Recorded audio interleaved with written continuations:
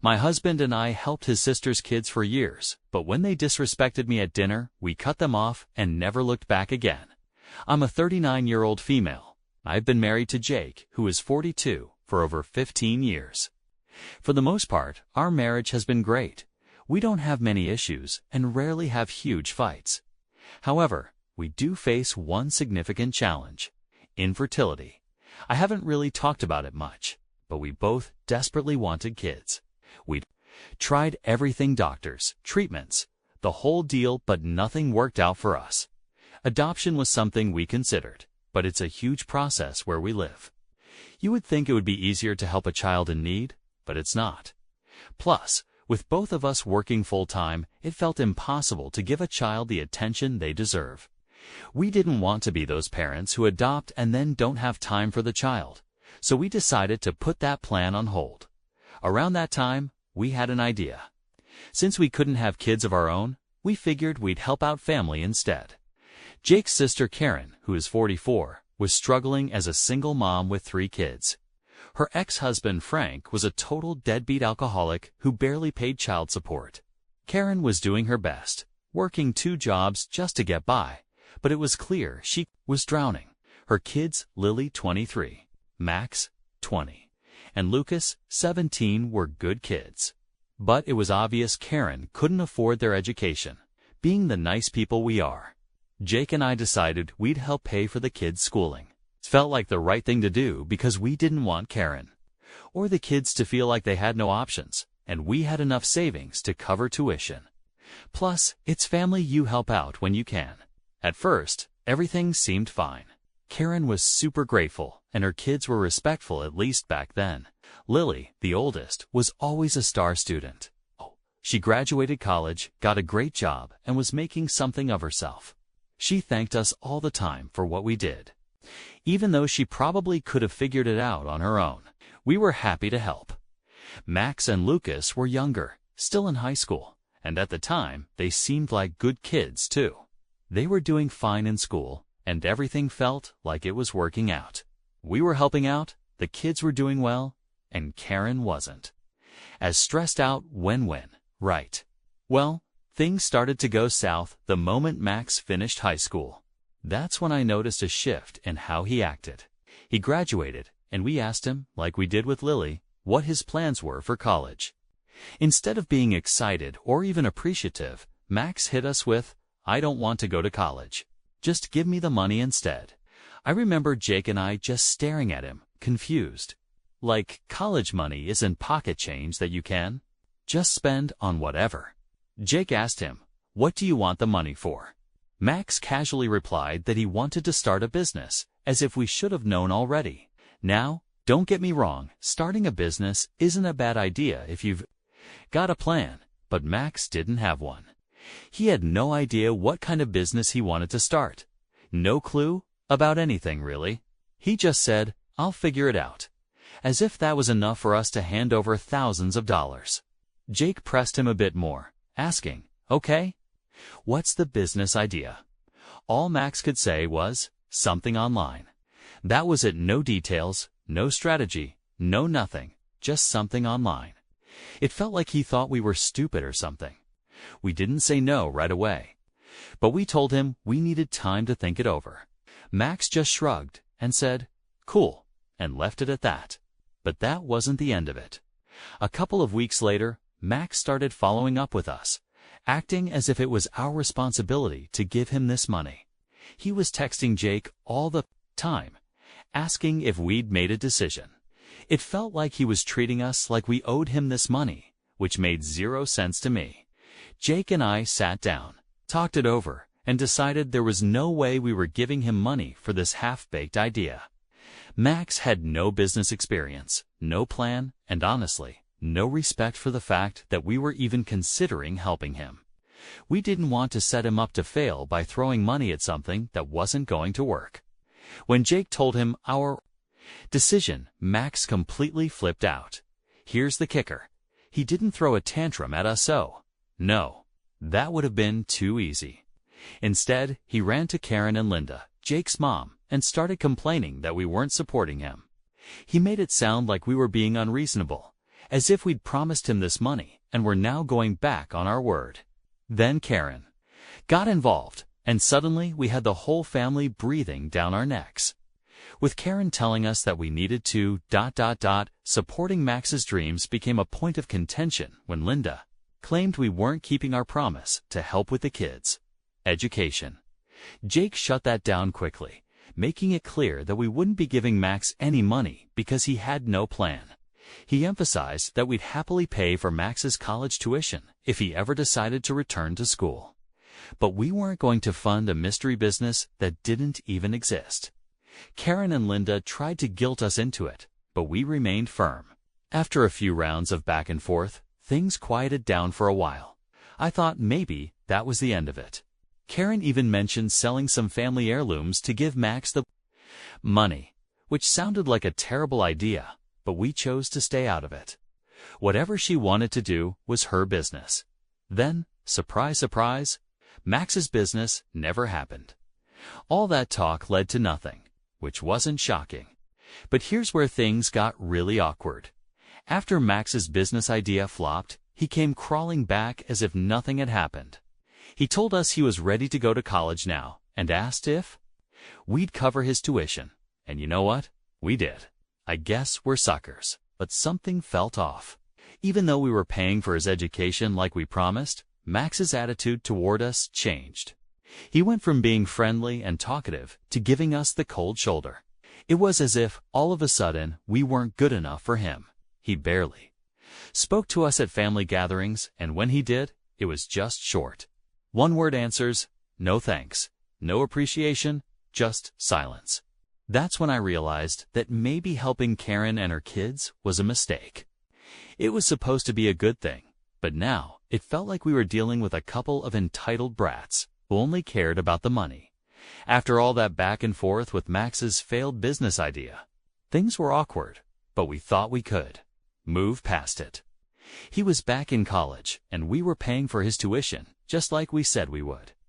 Then Karen invited us to dinner for Lucas's 17th birthday. And let me tell you, that's when everything went downhill fast. I wasn't exactly thrilled about the dinner. Things had been tense ever since Max pulled that stunt with the business, but Jake thought it would be a good idea to go and try to keep the Peace family and all that. So I agreed, but I had this sinking feeling that something was off. I just didn't know how bad it was going to get. We arrived at Karen's house, and at first, everything seemed normal. The kids were there, Karen was there, and Linda, Jake's mom, was there too. We sat down for dinner, and right away I could tell something was different with Max. He'd always been kind of distant since the whole business blow-up, but this time, he was barely talking to his just quick answers, no real conversation, and no eye contact. I tried to ignore it and focus on Lucas's birthday. It was his day after all, and I didn't want to make it about the awkwardness between us and Max. But then, halfway through dinner, Lucas suddenly dropped a bomb on me out of nowhere. He looked straight at me and said, "How could Jake even find you attractive? You're so old and ugly." I froze. I literally didn't know what to say. What do you say to something like that? I could feel the blood drain from my face as I just sat there, trying to process if I'd actually heard that right. It felt like time stopped for a moment. Did this 17-year-old kid really just insult me like that at his own birthday dinner? Before I could even react, Jake was already on his feet, furious. He usually stays calm, but this time he snapped. He turned to Lucas and said, "What the hell did you just say?" The whole table went dead silent. And you know what the worst part was? Karen, Max, and Linda were all laughing, as if Lucas had just made the funniest joke in the world. They didn't seem to care that I was sitting there, completely humiliated, trying to figure out what I did to deserve that kind of insult. Jake wasn't having any of it. He turned to Lucas and said, "Apologize right now." But Lucas just smirked and said, "What? It was just a joke." That's when I lost it. I could feel my face burning with embarrassment and anger. It wasn't just a joke, and he knew it. They all knew it. I turned to Karen, hoping she'd step in and tell her son to knock it off. But instead, she just shrugged and said, "Come on, it's his birthday. Don't ruin the night over something so small. He's just a kid." Just a kid? Are you kidding me? He's 17, not 7. He knew exactly what he was doing, and the fact that she was brushing it off like it was no big deal was unbelievable. Jake was livid. He told Lucas again, "Apologize, or we're leaving." But Lucas just sat there grinning like he had won something. And Karen was just sitting there too, acting like this was all totally fine. Of course, Linda chimed in with her usual, "People can have opinions," as if calling me ugly at a family dinner was some kind of valid criticism. That was it. Jake stood up, grabbed my hand, and said, "We're leaving. This conversation isn't going anywhere until you all apologize to her." As we were getting up to leave, Linda grabbed my arm and tried to pull me back into my chair. "Come on, it's his birthday. Don't make a big deal out of this," she said, as if I was the one making things awkward.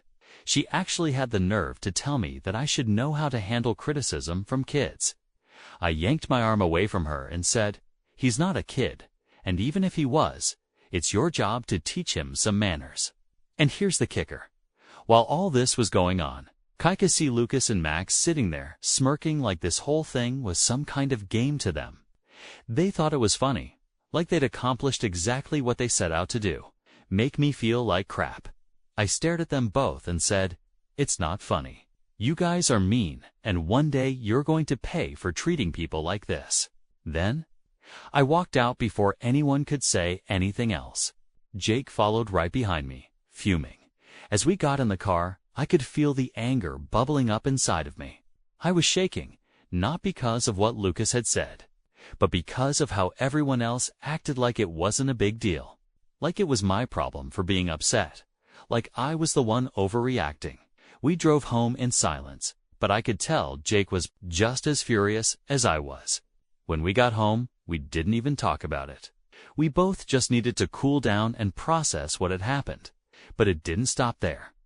A week later, Karen and Linda showed up at our house unannounced, trying to apologize. I'll spare you the details of that disaster for later, but let's just say it was one of the fakest apologies I've ever heard. And you know what? Lucas never apologized. Not once. The whole thing was a wake-up call for me. I realized that no matter how much we helped Karen and her kids, no matter how much we gave, it didn't matter. They didn't respect us. They didn't care about us. That was the moment I knew things were never going to be the same again. After that whole disaster at Lucas's birthday dinner, Jake and I decided to keep our distance from Karen and the rest of them. Honestly, we were done. You can only take so much disrespect before you just stop caring. But of course, it didn't take long for them to come crawling back. And surprise, surprise, they didn't come back with any real apologies. No, they came back because they wanted something from us. It had been maybe a week since the dinner incident when I came home one afternoon to find Karen and Linda standing in our living room arguing with Jake.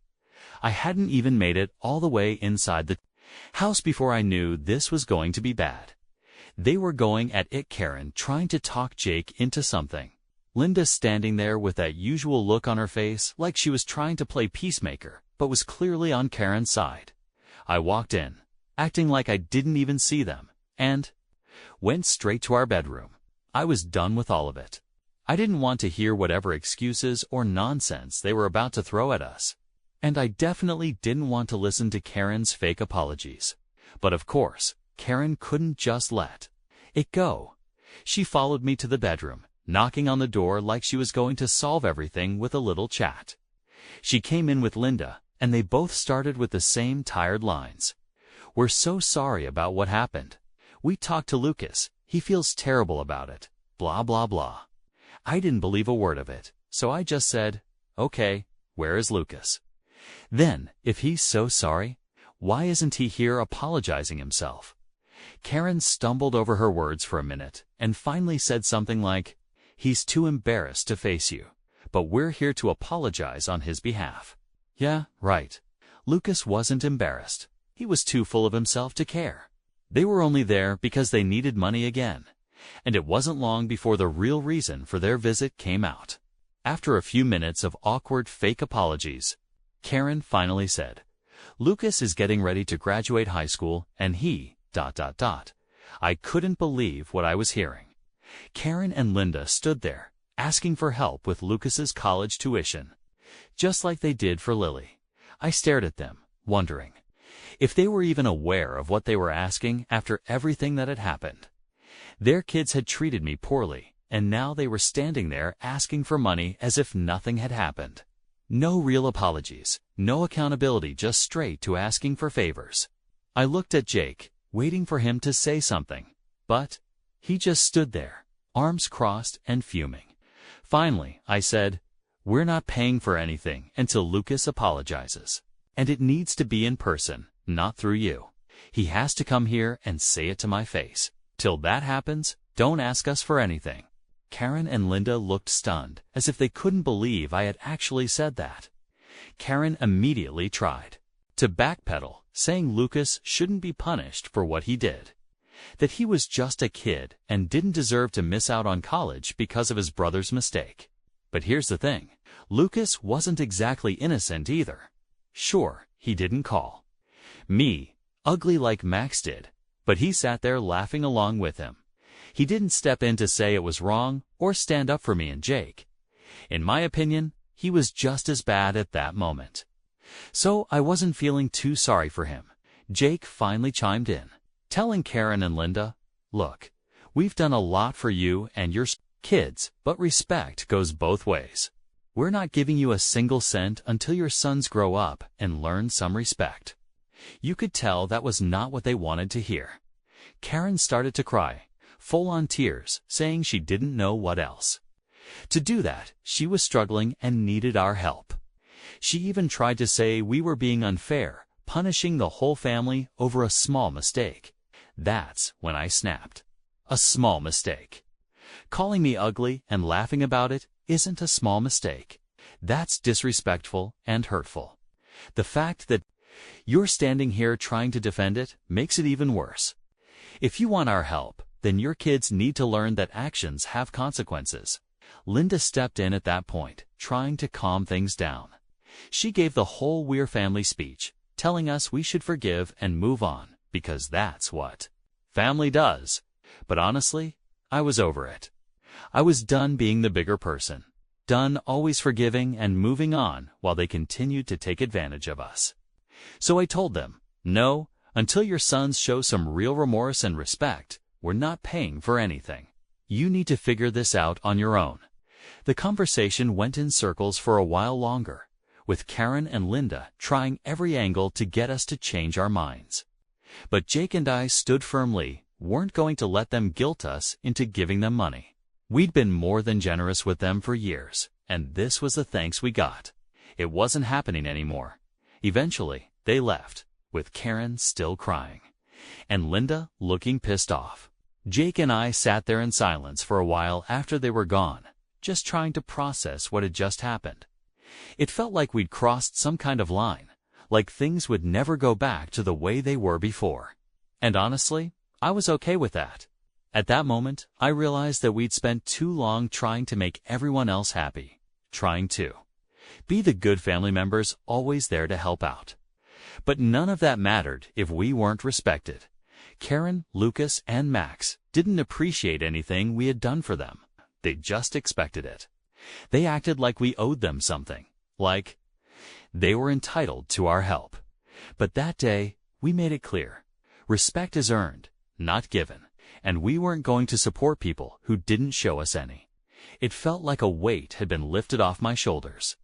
For the first time in a long time, I wasn't worried about making them happy. I was focused on what was right for us, and that felt pretty damn good. After Karen and Linda showed up at our place, begging for money and offering their half-hearted apologies, things went quiet for a bit. Jake and I were sticking to our guns. We weren't going to budge until we got a real apology from Lucas. We weren't going to keep throwing money at people who couldn't show us basic respect. It felt good to stand firm, but I knew it was only a matter of time before we heard from them again. Fast forward a couple of months, and we got an email from Max. Not a call, not a visit, just an email. And what did this email say? It was basically a demand for us to pay for Lucas's college tuition. No apology, no acknowledgement of what had happened, just a link to the tuition payment page, like we were some sort of ATM. Honestly, I was shocked at the audacity after everything that happened. After the way we were treated, they really thought they could just email us and we'd hand over the money. No explanation, no hey, sorry for the way things went down, just a cold, business-like email. Jake and I didn't even bother replying. We just let it sit in our inbox, ignored. We figured if they wanted something from us, the least they could do was make the effort to talk to us like human beings. But then, 2 weeks later, Jake got a phone call from his mom, Linda. Of course, she was calling to tell him that Max had been waiting on the payment for Lucas's tuition and asked if maybe Jake had missed the email. Jake wasn't having any of it. He straight up told her, "Max, who? I don't know him." Linda went silent for a second, probably trying to figure out if Jake was joking or serious. Then she started in with her usual crap. "Oh, come on. You can't still be holding a grudge over something so small. Lucas didn't mean it. Your wife probably misunderstood what he said." Jake just sighed and said, "Enough, Mom. We're done. We're cutting them off, and we're not paying for anything. If they can't respect us, then they're on their own." Now, you'd think that would be the end of it. But of course, it wasn't. Within minutes, Com was blowing up Jake's phone, texting him apology after apology. She was clearly in panic mode, saying how she'd make the boys apologize, and how they couldn't afford to lose our support. It was all pretty pathetic, honestly. If they were really sorry, they would have apologized a long time ago without having to be threatened with losing our money. Jake didn't respond to any of her texts. He wasn't interested in half-hearted apologies that were only coming because they needed something from us. I was completely on board with that. We'd been more than generous for years, and all we'd gotten in return was disrespect. The next day, I came home to find Karen and Linda standing outside our house waiting for us. They didn't even bother calling ahead. They just showed up like we were supposed to drop everything and deal with them. I could already feel my blood boiling before I even got out of the car. Jake and I walked up to the door, and before I could even put the key in the lock, Karen launched into this whole speech about how sorry they were and how they couldn't survive without our help. She was crying, of course, because that's her go-to move when she doesn't get what she wants. Jake didn't let her get far. He cut her off and said, "We're not doing this. We don't welcome people who disrespect us into our home. And we're not going to support people who don't appreciate what we've done for them. You should have come to us with an apology a long time ago, not just because you need money now." Karen was desperate. She started pleading, saying that she and the boys were really sorry and just wanted another chance. But Jake wasn't buying it. He asked her, "If the boys are so sorry, why aren't they here with you right now? Why didn't they come to apologize themselves?" Karen froze for a second, and that's when Linda stepped in, trying to smooth things over like she always does. "You know how kids are," she said. "They're young and hormonal, and they don't always think about the consequences of their actions. But we, as adults, should know better. We shouldn't let this one mistake ruin their future." That's when I lost it. I wasn't going to let her keep making excuses for those entitled brats. I told her calling me ugly and laughing about it isn't some teenage mistake. That's pure disrespect, and the fact that you're standing here defending them instead of holding them accountable just shows why they act the way they do.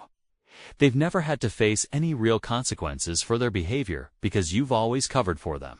I could see the look on Karen's face, and I knew she wasn't expecting me to come at her like that. But I wasn't done. I told her, "I feel sorry for your boys because they're going to have a hard time in life if they don't learn some basic respect. And that's on you, Karen. You've let them grow up thinking they can treat people however they want and still get whatever they ask for. That's not how the world works." The whole time, Linda just stood there looking like she wanted to say something but didn't know what. Karen, on the other hand, was starting to get defensive, like she was about to argue back. But Jake stepped in before she could. "We've given you plenty of chances," he said, "but this is it. We're done. Don't ask us for anything else."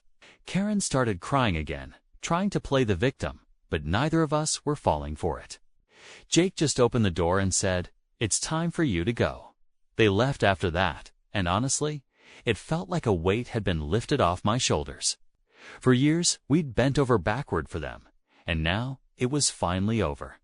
I had been backward in helping Karen and her kids, but all I got in return was entitlement and disrespect. I knew we had made the right choice in deciding to cut them off completely.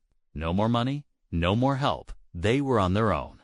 If that meant they had to struggle a little to learn some lessons, then so be it. After we told Karen and Linda to leave and made it clear that we were done assisting them, I thought we might finally get some peace. But, of course, that's not how things go with people like them. If you're thinking they left us alone after that, you'd be wrong. It didn't take long for them to come back around, trying different ways to guilt us into giving them what they wanted. This time, though, we didn't cave. We were done. A few weeks after the big confrontation at our house, Jake and I got invited to a family event. Jake's grandfather was turning 75, and the whole family was going to be there to celebrate. We weren't sure if we wanted to go. The idea of spending a day surrounded by Karen, Max, and Lucas didn't exactly thrill me. But Jake's grandpa had always been good to us, and we didn't want to miss his big day because of the drama. So we decided to go. When we arrived, everything seemed fine at first. People were mingling, laughing, and catching up. Grandpa was in a good mood, and it looked like the day was going to go smoothly. We had managed to avoid Karen and her boys so far, which was already a win in my book. But, of course, that wasn't going to last. I should have known better. I was standing with Jake, talking to his cousin, when I noticed Lucas and Max watching me from across the room. They weren't even trying to hide it, just standing there staring at me like I was some sort of joke. I ignored them at first, trying not to let it ruin my mood, but I could feel their eyes on me the entire time. Every time I glanced their way, they were whispering to each other, smirking like they were up to something. Now, I'm not the type of person who lets things slide easily, but it was Grandpa's day, and I didn't want to cause a scene. I tried to tell myself I was overreacting, that maybe they weren't even talking about me and I was just being paranoid. But that feeling in my gut told me I wasn't wrong. Then, during the toast, when Jake's dad was giving a heartfelt speech about family and how much Grandpa meant to all of us, I caught Lucas staring right at me, whispering something to Max. Max laughed, and I could see them both looking down at my dress, grinning like idiots. It was disgusting. These kids were half my age, and they were acting like creeps, checking me out and making jokes like they were in some kind of middle school locker room. At that moment, I decided I wasn't going to just sit there and take it anymore. Enough was enough. I had been quiet too many times, letting too many things slide. And I wasn't about to let them keep disrespecting me like that, especially not in front of Jake's entire family.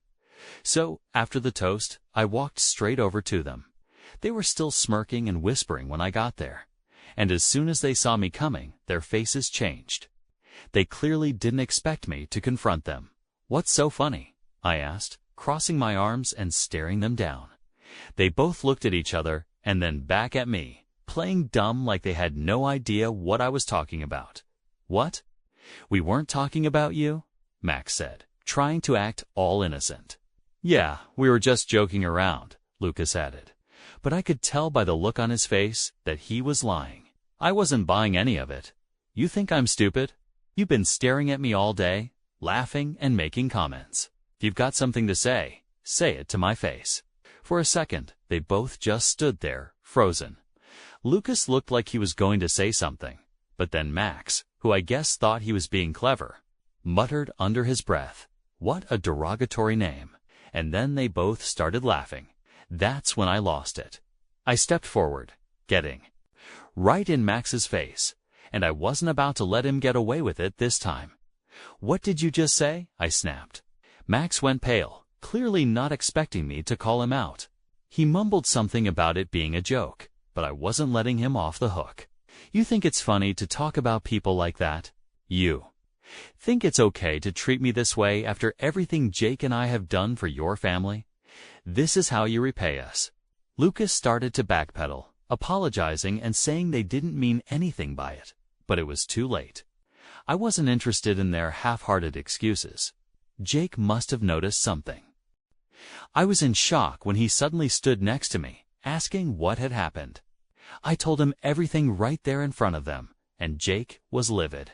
He turned to Max and Lucas and said, "If you don't apologize right now, you're both done. You'll never get anything from us again." Even then, Max just stood there, refusing to say sorry. Lucas at least had the decency to look ashamed and mutter a weak apology, but Max didn't care. He just stood there with his arms crossed, daring us to do something about it. Jake shook his head and turned to walk away, and I followed, but not before making it clear to both of them, "You think you're untouchable? You're not. You're going to learn the hard way that people don't just take your crap forever." We left them standing there, looking dumbfounded, and I could feel the tension in the room. People had definitely noticed something was going on, but I didn't care anymore. I was done keeping up appearances for the sake of family. If they wanted to act like jerks, they were going to face the consequences. The rest of the day was awkward, to say the least. Karen gave me some weird looks, probably knowing something had gone down, but not daring to say anything.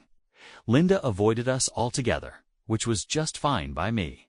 Jake and I spent most of the day keeping to ourselves, but we made sure to stay until the end, for Grandpa's sake. We weren't going to let those kids ruin the day for him. As soon as we got home, I knew things were never going to be the same again.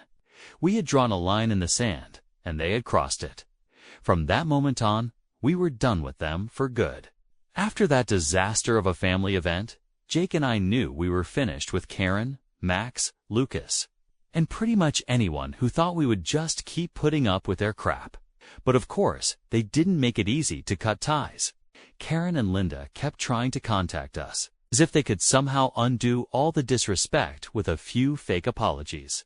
One day, about a week after the family event, I was at home minding my own business when my phone started blowing up with texts.